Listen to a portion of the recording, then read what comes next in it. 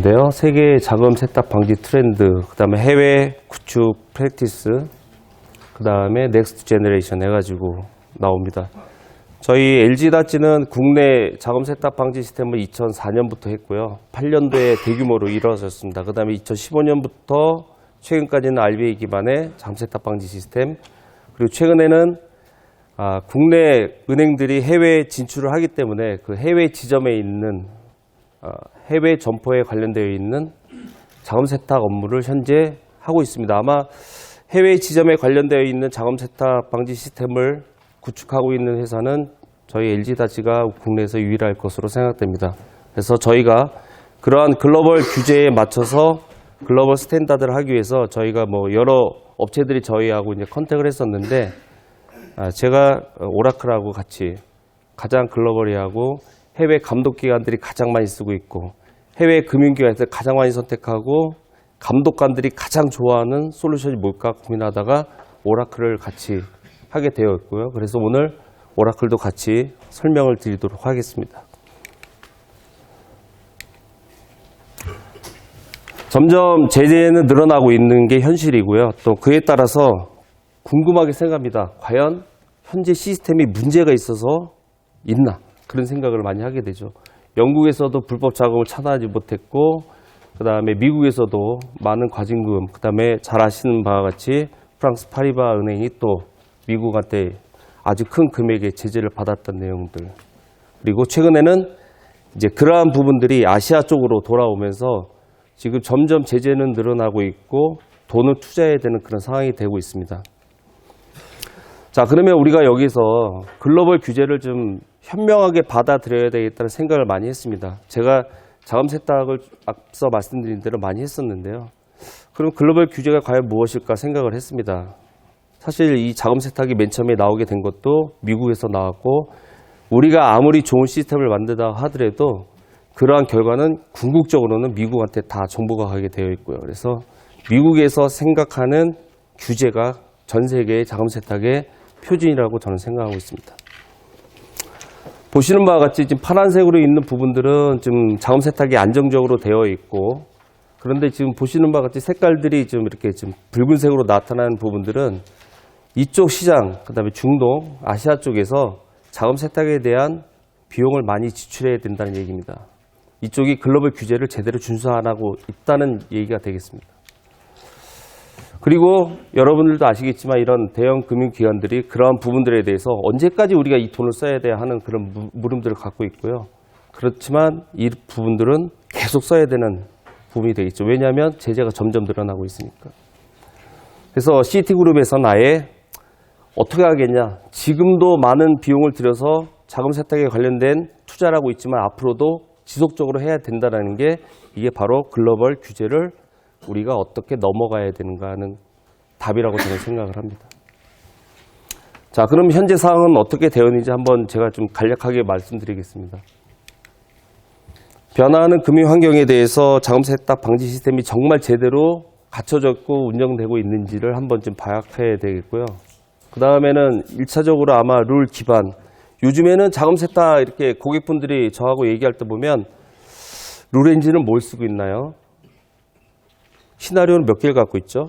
룰은 몇 개를 갖고 있나요? 뭐 AI를 쓰고 있나요? 이제 그런 얘기들은 거의 안 합니다. 왜냐하면 그거는 과거에 있었던 얘기예요. 2008년도 그때 이제 자금 세탁이 있었을 때 있었던 얘기고, 지금은 저러한 것들이 어떻게 내가 일에 집중을 할 수 있는지를 보여주는 솔루션을 갖고 있느냐. 그런 걸 요즘에 물어보시죠. 그래서 예전에는 저희는 룰이 한 200개 있습니다. 150개 있습니다. 그리고 속도는 어떻게 나오고요. 그리고 알라스는 어떻게 나왔으니까 또 여러분들 편하게 해주려고 저희가 뭐 요즘엔 뭐 AI라고 하겠지만 그런 것들도 있어서 막 그런 얘기를 했어요. 어떻게 보면 기능적인 얘기들을 많이 했죠. 하지만 그러한 것들이 자금 세탁을 하는 건 방지를 하는 건 아닌 거거든요. 네, 그러한 것들이 가장 최신에는 이제 바뀌고 있다라는 거죠.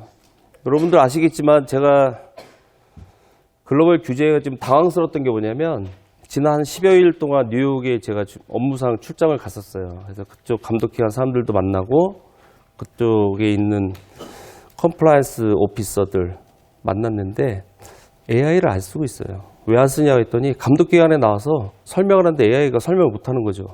그럼 빼. 그러고 있는 거예요. 우린 여기서 막 열심히 AI를 얘기하고 있어요. 머신러닝 얘기하고 있는데 감독기관에서는 설명 못하는데 그거 갖고 어떡하라는 얘기지? 그러니까 보조적인 수단을 쓰고 있는 거지 감독기관에 때 우리는 이렇게 나와서 이렇게 보고합니다. 그런 얘기가 안 통하더라고요. 제가 가서 깜짝 놀랐습니다. 그래서 1차적으로 룰 기반에 어떻게 나와서 알럿이 나와서 보고서까지 생성된다. 이건 예전의 얘기였다는 거. 근데 지금 금융기관들이라든지 아니면 여기 계신 분들이 가장 두려워하는 게 뭐냐면 제재 및 벌금입니다. 그리고 경영진들에 대한 경고, 기관 경고죠. 그런데 여러분들 여기 계신 분들 중에 보면 제가 아마 저보다 연봉이 더 많으신 분들이 많을 거예요. 연봉은 되게 많이 받으시는데 이쪽에 대한 투자는 안 하고 있죠. 솔직히 말해서 이쪽에 있는 비용들에 대해서 투자하는 건 여러분들 연봉보다 조금만 더 투자하면 되는데 다 자꾸 돈을 아끼려고 하다 보니까 제대로 시스템이 안 되고 있고 감독계가 나오면은 해명 못하고 계속 문책당하고 그러면 어떻게 해요? 사람을 바꾸죠.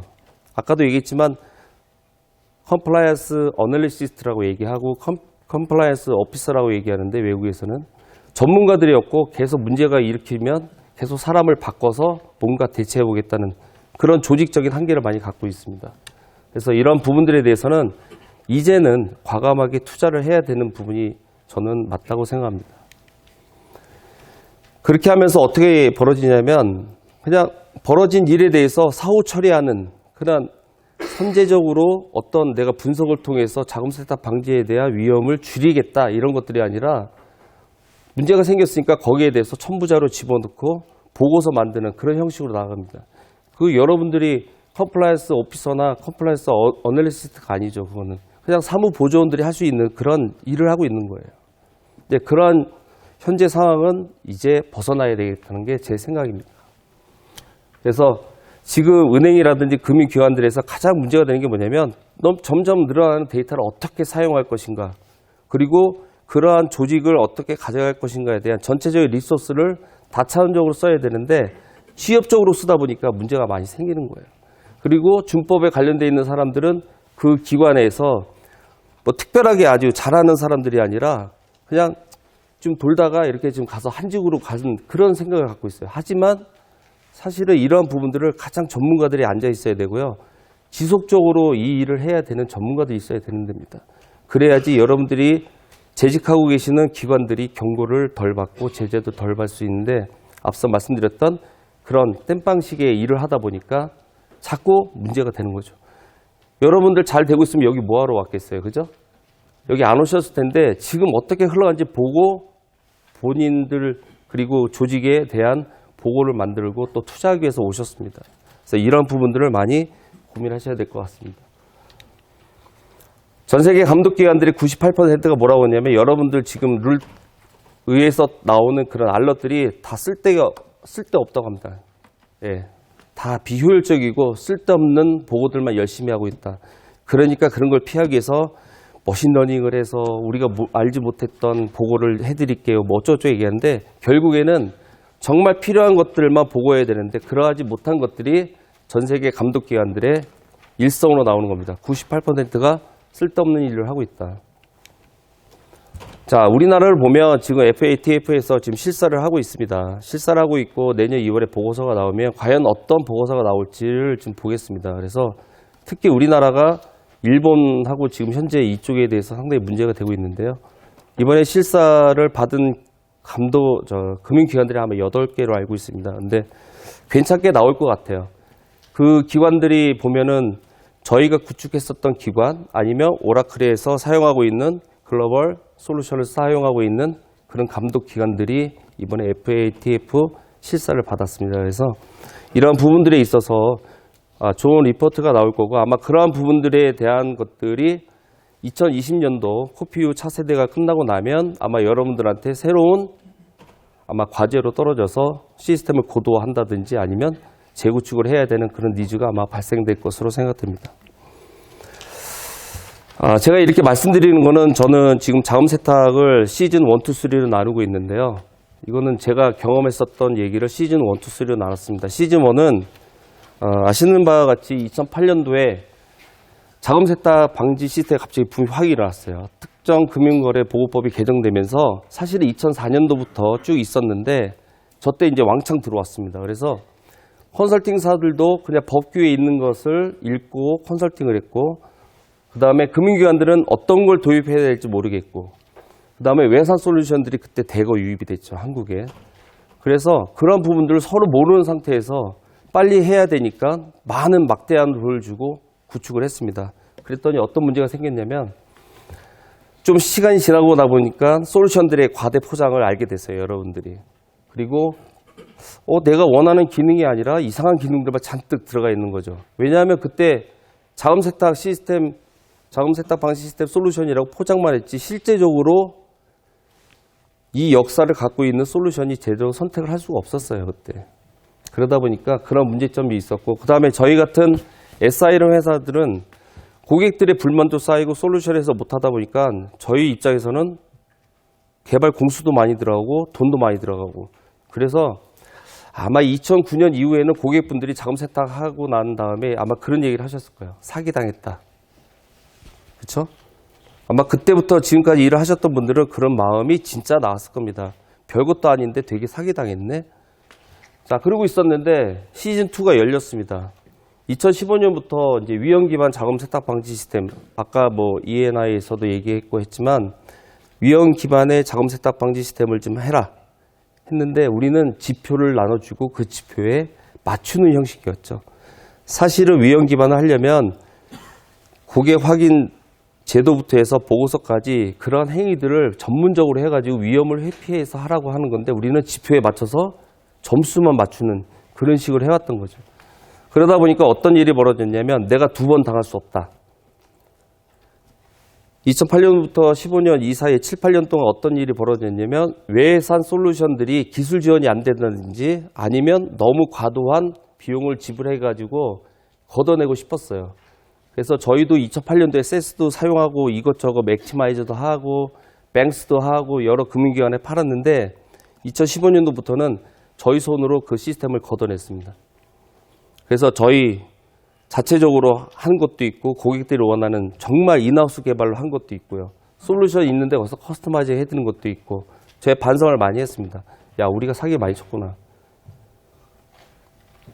자, 그런데 지금부터는 또 어떤 일이 벌어지냐면, 이제 여러분들이 그런 생활을 쭉 하면서 글로벌에 대한 규제가 점점 강화된다는 거, 아까 말씀드렸다시피 FATF 실사라든지 그다음에 코피우가 차세대가 벌어지고 나면 새로운 자금 세탁을 또 방지하는 그런 시스템을 만들어야 되는 시즌3가 될 것 같습니다. 그래서 제가 앞서 말씀드렸다시피 외산 솔루션 갖고도 해봤고, 그 다음에 그걸 또 직접 걷어냈고, 인하우스로도 해봤고, 여러 가지 경험을 하면서, 야, 이번 시즌3에는 정말 글로벌 규제를 제대로 갖고 있는 솔루션을 갖고 그러한 사업을 제대로 이끌 수 있는 전문 SI 업체. 그러니까 저희가 뭐 CNS나 SDS처럼 그 대규모 회사는 아니지만 이 컴플라이언스 관련돼서 국내에서 가장 오래된 업력을 갖고 있고 가장 전문가들이 갖고 있는 저희 같은 SI 회사가 전문 컨설팅과 함께 솔루션, 누가 와서 어떤 지적을 하더라도 그걸 대항할 수 있는 그런 솔루션을 찾아야겠다 그래서 이번에 오라클의 옵사 제품을 같이 선택해서 지금 우리나라에서 첫 번째로 하고 있는 대형 은행의 해외 지점 자금 세탁 방지 시스템을 저희가 하고 있습니다. 그래서 이러한 부분들을 하기 위해서는 고객분들은 앞서 말씀드린 대로 지속적으로 전문가 집단을 계속 키우셔야 되고요.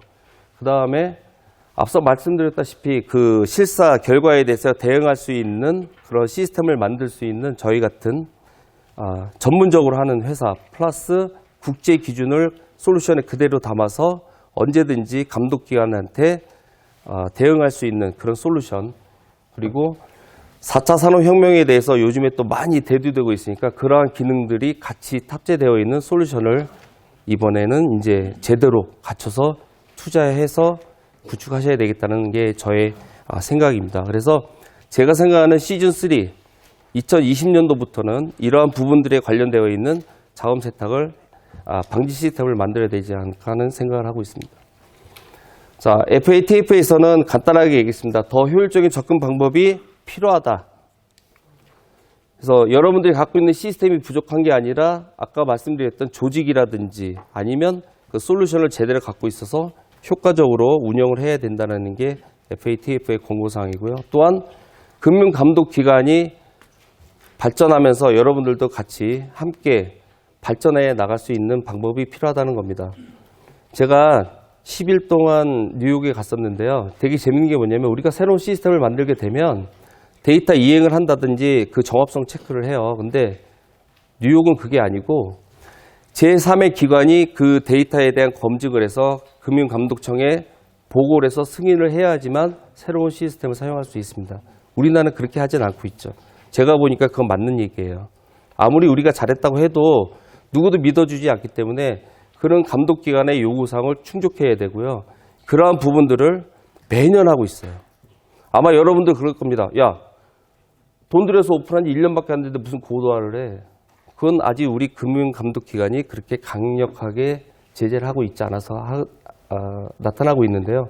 아마 우리나라도 지금 이러한 부분들이 미국을 그대로 따라갈 수밖에 없을 거라고 생각됩니다. 그래서 저희 같은 회사 플러스 컨설팅, 그 다음에 글로벌 솔루션을 갖고 있는 솔루션과 그 다음에 데이터 검증 이런 부분들이 정말 전문적으로 나눠져 있는 그러한 회사들이 모여서 시스템을 만들어야지 아마 여러분들도 지속적으로 좋은 자금 세탁 방지 시스템을 운영할 수 있을 거라고 저는 생각합니다. 자, 그러면 지금은 제가 이제 고해 성사 겸 말씀드렸고요. 지금부터는 이제 해외에 구체적으로 어떤 베스트 프랙티스가 만들어졌는지를 말씀드리도록 하겠습니다.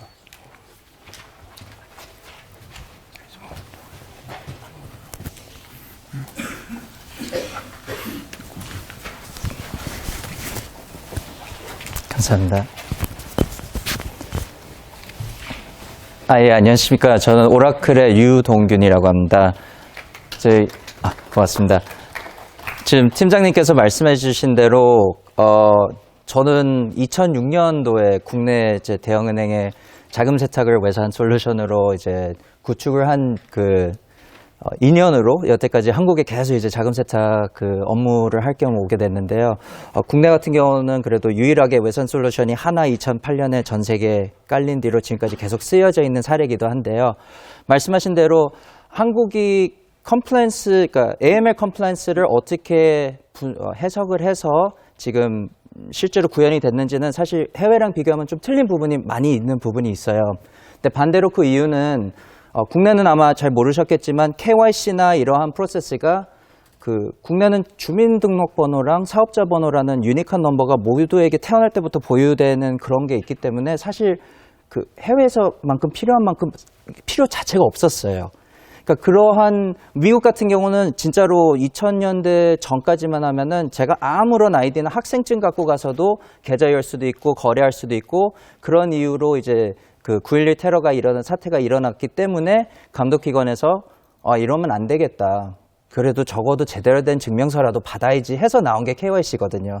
국내 같은 경우는 이게 당연한 건데 이제 그러면 그런 법률을 FATF가 와서 뭔가 얘기를 하니까 우리나라식대로 해석한 부분도 있고 또 한국 정서에 맞춰서 금융 환경에 맞춰서 새로운 게 나오다 보니까 지금 사실 현 상태까지 이르게 된 것 같습니다. 근데 이제 말씀하신 대로 이제 시즌 3 앞으로 이제 더 지나가게 되면은 결국에는 지금 이제 드디어 처음으로 한 2, 3년 전부터 국내 은행들이 미국에서 크게 이제 제재를 받기 시작하고 그거를 이제 시작으로 그리고 이번에 FATF 오는 걸 시작으로 아마 국내에 많은 좀 동향 변화가 있지 않을까라는 생각을 좀 해보게 됩니다. 그렇다면은 저희가 국내는 좀 다른 방향 같다고는 하지만 해외 같은 경우는 이게 전산적인 AML 업무가 그래도 한 2001년 뒤로 그리고 실제로 이제 2003, 4년부터는 많이 이루어졌기 때문에 배울 점이 굉장히 많은데요. 저희가 뭐 굳이 그런 어려움을 겪지 않고 활용할 수 있는 부분들이 제일 중요한 거는 일단 로컬 레귤레이션, 그러니까 그 나라에서 필요한 거랑 글로벌 스탠다드랑 어느 정도 밸런스만 맞추는 게 가장 중요합니다. 이게 사실 어려운 게 아니에요. 오늘 하루 종일 막 많은 용어들이 나왔잖아요. 뭐 변수가, threshold부터 머신 러닝, 룰이나 이런 게 많이 나오겠는데 실제로 필요한 거는 각 그 회사에 맞는 펄리시, 정확한 우리는 이런 방법대로 자금 세탁을 모니터링하고 관리를 할 거다. 그걸 거기에 맞춰서 컨시스턴트하게 꾸준하게 지원을 하고 트랜스페런트하게 투명하게 감독기관이 오든 감사가 오든 내부 외부든 똑같은 결과를 볼 수 있고 마지막에 그거를 매니지할 수 있는 거버넌스 프로세스만 있으면은 일단 기본적으로 FATF가 됐던 전 세계 가장 높은 감독기관이 요구하는 수준이 다 되는데요.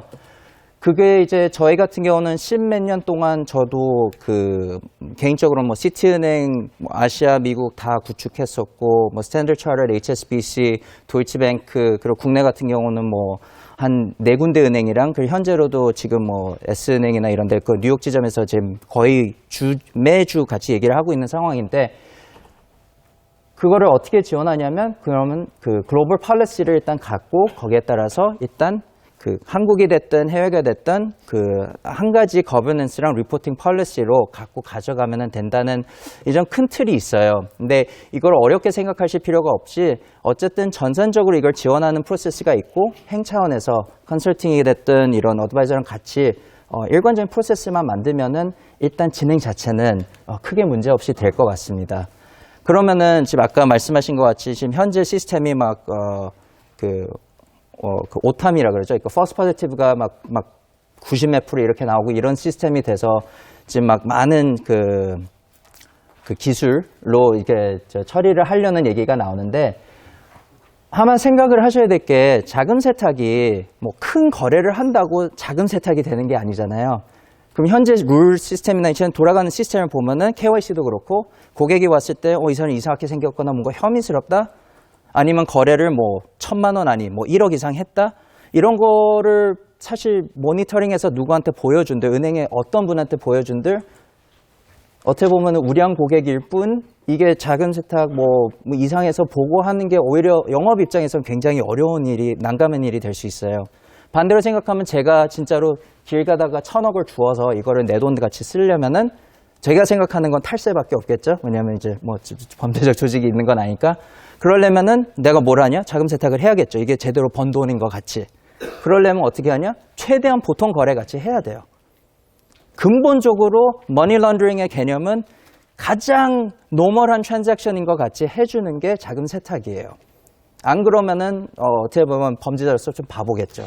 그러면은 지금 현재 룰을 이렇게 생각을 해보면은 뭐 고위험 거래라 그러지만 뭐 이산 나라에서 온 거 말고 우리나라에서만 일어나면 그냥 큰 금액, 많이 일어나는 금액 이런 것만 찾으면은 어떻게 보면은 우량 고객 찾는 일밖에 안 됩니다. 그럼 거기에다 대놓고 우리 얼러트 그 보고율 높인다고 그 변수를 올려봐요. 그럼 뭐가 돼요? 그 사람들만 계속 잡는 거예요. 그러면은 행이나 그 금융기관 입장으로서는 계속 악순환이죠. 좋은 고객 못 받고 영업 못 하고 그 실제로 그런 그 사기나 자금 세탁이나 일어나는 거는 그 밑에서 다 일어나게 되는 거죠. 그게 지금 이 세상 모든 금융기관의 현실이에요. 그렇기 때문에 얼러트가 많이 생성될 수밖에 없이 무조건 금액을 내릴 수밖에 없는 게 이 선 밑은 그러면 뭐 시티은행 무조건 안 잡힐 자신 있느냐? 없죠. 왜냐하면 밑에 보고된 경우가 있으니까. 그럼 내려야죠. 내리면 어떻게 돼요? 얼러트가 더 생성돼요. 그러니까 이 순환은 업무 특성상, 그 금융 특성상 일어날 수밖에 없는 사이클이에요. 그러려면은 그걸 줄이려면은 두 가지를 생각하셔야 됩니다. 하나는 물론 모니터링하고 우리 내부 사용자 수나 이런 조직적인 것도 생각해야 되지만 제일 중요한 거 감독기관한테 이걸 어떻게 설명할 거냐. 컴플라이언스는 뭐 내부적으로야 뭐 당연히 뭐 나쁜 사람 잡고 막고 고객 보호 이런 거 있지만 행 입장에서 이게 내가 사적인 기업으로서 보면은 결국에는 하는 이유는 딱 하나예요. 컴플라이언스, 감독기관한테 보고하고 제대로 됐다는 그 프로세스를 보여주기 위해서. 그러기 위해서 그럼 지금 있는 이 상황을 어떻게 푸느냐. 기술적으로 보면 지금 나온 얘기들 뭐 클라우드나 뭐 머신러닝이나 아니면은 뭐 그래프나 AI 이런 얘기 많이 하긴 하는데 이거를 그냥 단순히 뭐 룰에 반영해서 뭐 시스템 얼러트가 좀 떨어뜨릴 이런 형태로 진행을 하면은 결국은 똑같은 데서 그 맞닥뜨리게 되는 게 감독기관이 이거 나는 못 받아들이겠는데 그럼 끝이에요. 그러면 감독기관이 받아들일 수 있는 선에서 이걸 적용을 해야 되는데 이제 기술적인 그 전체적 운영 비용을 줄인다거나 아니면 최신 기능을 최대한 바로바로 쓸 수 있게 지원을 해주는 게 소위 말하는 클라우드. 그러니까 우리 회사에 맞춰서 따로 구축하는 게 아니라 한 군데다가 공통 시스템으로 해놓고 이제 작은 금융기관이 됐든 이렇게 여러 군데에서 사용을 해서 최신 기능을 계속 내가 따로 업데이트, 업그레이드 안 해도 쓸 수 있는 방법을 한다든지 아니면 머신러닝이라는 건 머신러닝은 다른 게 아니에요. 그냥 반복된 프로세스를 전산화시켜서 그 결과를 어떻게 반영하는 거. 맨날 길 가다가 벽에 부딪히면 저기로 가면 안 되겠구나. 배우는 게 머신러닝이거든요. 그럼 그걸 어디다 쓰냐면 뭐 변수를 낮추는 거나 뭐 아니면은 뭐 얼러트를 잠정적으로 클로즈하고 이런 식으로 하면 결국엔 감독기관이 이거 왜 이렇게 했어에 대한 시스템이 해줬어요 라면은 결국에는 그건 안 돼 이렇게 되기 때문에 좀 현재 많이 사용되는 방법은 뭐냐면 일단 시스템이 지금 나오는 대로 계속 주되 우리 그 금융기관에서 이제 사용자들이 보고 우리 금융기관 기준에 맞춰서 이거는 클로즈하고 이거는 좋았고 이런 이제 결과들이 나오잖아요. 그걸 토대로 그럼 다음번에 그 얼러트나 경보가 나왔을 때 이거는 이러한 이유가 비슷하기 때문에 그게 그 거래 금액이나 뭐 수나 이런 게 아니라 예를 들어서 이 거래 오리지네이트 하는 뭐 국가가 어디였다거나 아니면 특정 주소가 있다거나 아니면 특정 상품과 어떤 지점이랑 중복이 있다니까 그 금액이나 이런 부분이나 다른 부분에 대해서 좀 초점을 두면은 좀 소위 말하는 패턴이나 러닝 할 수 있는 부분이 있어서 그 부분을 적용을 많이 하고 있고요. 그 다음에 이제 마지막으로 제일 중요한 거. 자금 세탁은 일단 한 거래로 할 수 있는 게 아니에요.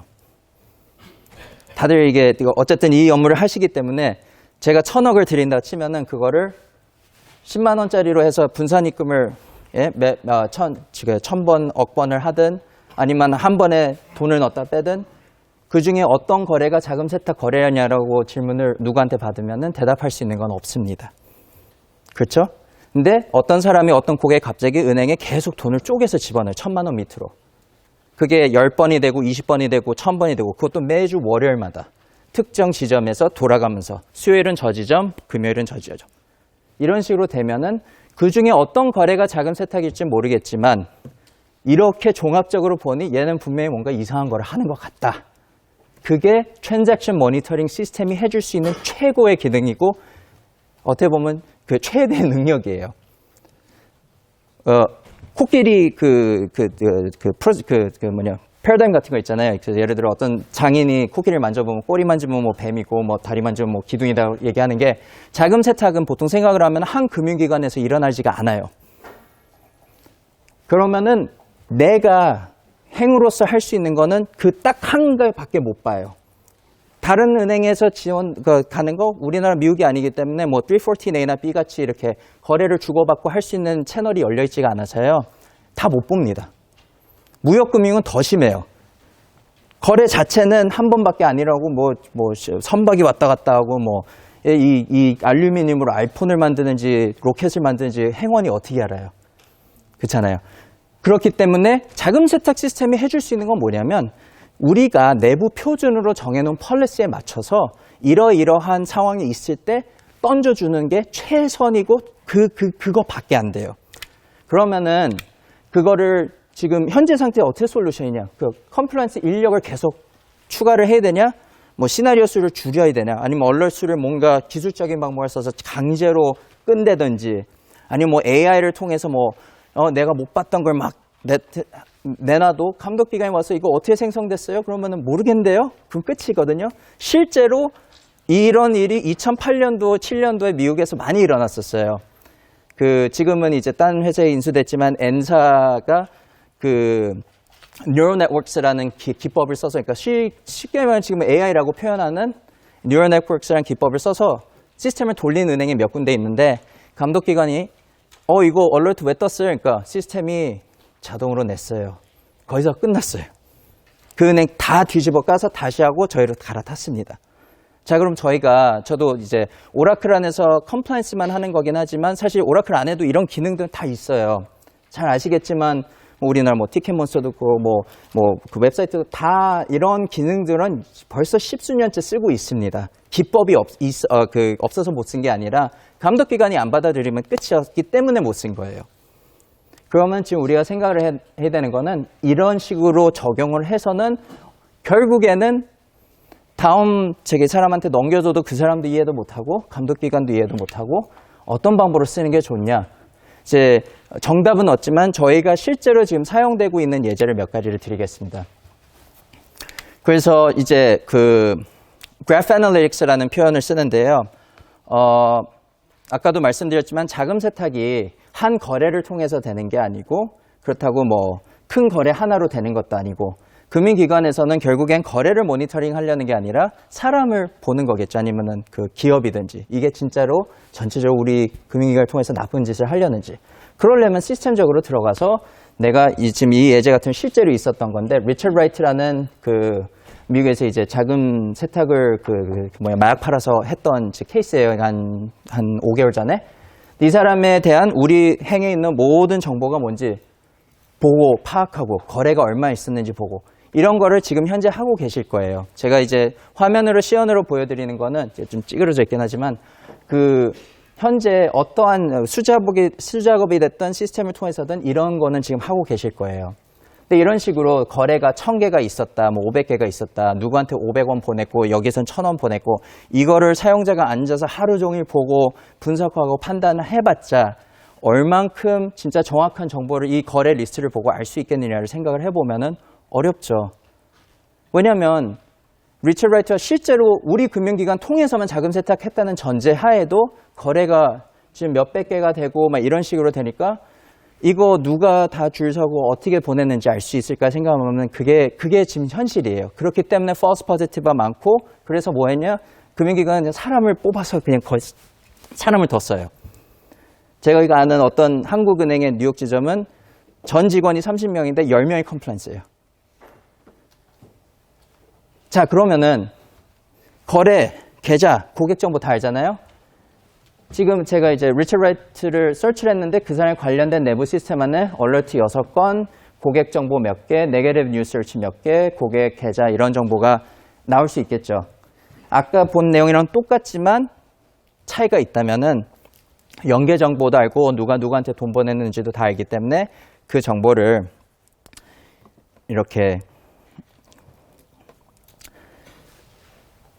사용자가 분석을 하면서 나 추가적으로 익스팬드해서 보고 싶다 하면은 이 사람이 여태까지 거래했던 사람들의 왔다 갔다 정보를 다 볼 수 있는 이런 기능은 얼마든지 현재도 제공할 수 있습니다. 그러면은 이 정보를 통해서 뭘 하느냐? 아까 똑같은 거래 리스트를 보고 같은 작업을 하는 거지만 이제 각 행 직원이 조금 더 그래 눈에 보이게 돈의 자금 흐름은 어떻게 되고 어디서 왜 가고 그러면 각각 이 사람이 진짜 나쁜 사람인지 가운데 사람이 나쁜 사람인지에 좀 초점을 줄 수 있겠죠. 그리고 이제 제가 시간상 조금 앞으로 당길 텐데 이제 그 화면이 좀 복잡해 보일 수 있으니까 뭐 예를 들어 간결화돼서 이제 보는 프로세스를 통해서 합쳐서 이제 리스트를 보면은 이제 결과적으로 소위 말하는 분석, 애널리시스를 마칠 수 있는 그런 지원은 충분히 지금도 가능합니다.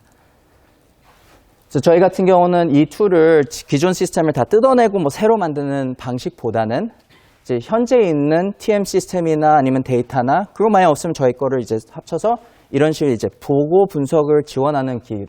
근데 그거를 따라서 이제 나왔던 결과에 대해서 아까 머신러닝이라는 얘기를 오늘 하루 종일 많이 했는데 그걸 제일 반영하기 좋은 거는 그럼 예전에 우리가 클로즈를 했던 내용을 토대로 앞으로 그러니까 그걸 토대로 우리 어떤 결정을 내리면 좋겠습니까? 라고 시스템이 권장을 해줄 수 있겠죠.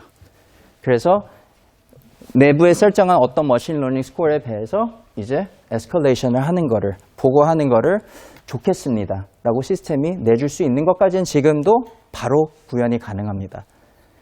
똑같은 기술이어도 어떻게 반영하는지에 따라서 사용자한테 오는 임팩트도 틀리고 무엇보다 중요한 거는 감독기관한테 보고하고 설명하는 임팩트의 차이가 있어요. 아까 이런 상황을 표랑 차트랑 거래 내역서랑 해가지고 STR에 던지면은 이거 왜 보고했어요? 라고 막 설명을 해야 되는데 그냥 아까 저 그림 보고 얘가 얘한테 보내서요. 돈이 이렇게 가서 이렇게 해서 요거 다 보고합니다. 똑같은 내용이에요. 이거를 어떤 관점으로 보고 어떤 기술을 어떻게 적용하는지는 그게 이제 어떻게 보면 노하우고 차이점인데 제가 시간상 요 데모는 못 보여드리고 저희 밖에 있으니까 이거 외에도 많이 더 보여드릴 수 있거든요. 제가 더 설명을 드리도록 하겠습니다.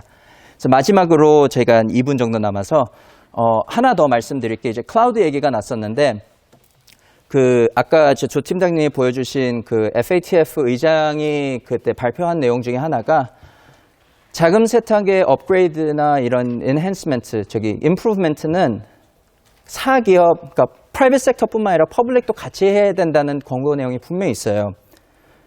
우리 얘기하는 false positive 얘기를 하지만 실제로 내가 STR 보고를 한 게 그것만으로 이제 중요한 게 아니잖아요. 사실 이게 보고를 해서 진짜 좋았는지 안 좋았는지 피드백을 받아야지 그거에 맞춰서 머신러닝이 됐든 뭔가 시스템을 돌려서 더 고도화를 할 수 있는 게 현실이에요, 사실. 그러려면은 지금 현재는 전 세계 모두가 감독기관이랑 사쪽, 금융기업이랑 커뮤니케이션 거의 없어요. 일방적이에요. 던지고 끝.